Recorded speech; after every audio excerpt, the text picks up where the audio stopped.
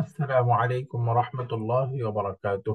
الحمد لله رب العالمين والصلاة والسلام على أشرف الأنبياء والمرسلين أما بعد. প্রিয় কোরআন শিক্ষার সাথীরা, আজকে 22তম রমাদানে আমরা কোরআনে পাক থেকে দুইটি দোয়া শিখব। প্রথম দোয়াটি হচ্ছে সূরাত বনী ইসরাঈল এর 24 নম্বর আয়াত। أعوذ بالله من الشيطان الرجيم. بسم الله الرحمن الرحيم. رب ارحمهما كما ربياني صغيرا. হে আমার রব, আমার পিতা মাতার প্রতি দয়া করো, যেমন তারা আমাকে ছোট থাকতে লালন পালন করেছেন। রব্বি, হে আমার রব। রব্বি, হে আমার রব। ইরহামহুমা, দয়া করো তাদের দুজনকে। ইরহামহুমা, দয়া করো তাদের দুজনকে। রব্বির হামহুমা, হে আমার রব, দয়া করো তাদের দুজনকে। কামা, যেমনি ভাবে। কামা, যেমনি ভাবে। রব্বায়ানি,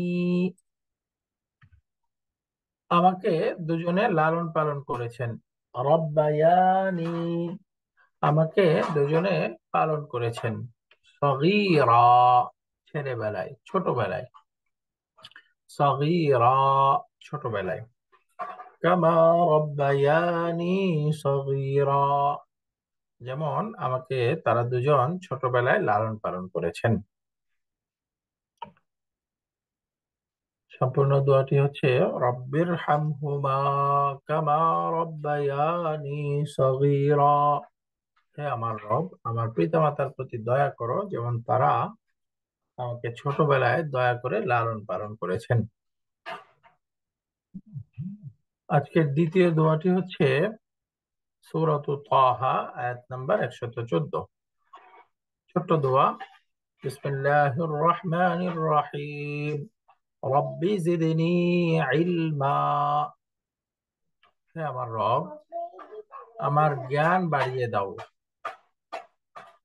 রব্বি, হে আমার রব। রব্বি, হে আমার রব।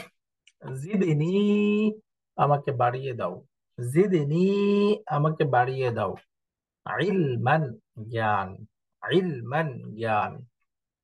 রব্বি জিদনি ইলমান, হে আমার রব, আমাকে জ্ঞান বাড়িয়ে দাও, ইলম বাড়িয়ে দাও।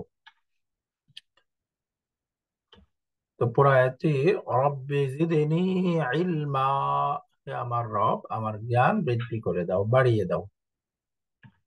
আল্লাহ তাআলা আমাদেরকে দিন সম্পর্কে জ্ঞান বৃদ্ধি করে দিন এবং দিনকে ভালোভাবে জেনে আল্লাহ তাআলার সন্তুষ্টির রাস্তা জেনে আল্লাহর সন্তুষ্টি অর্জন করার তৌফিক দান করেন, এবং সর্বোপরি আমাদের পিতা মাতার মাধ্যমে আল্লাহ যেন আমাদেরকে জান্নাত নসিব করেন। আমিন।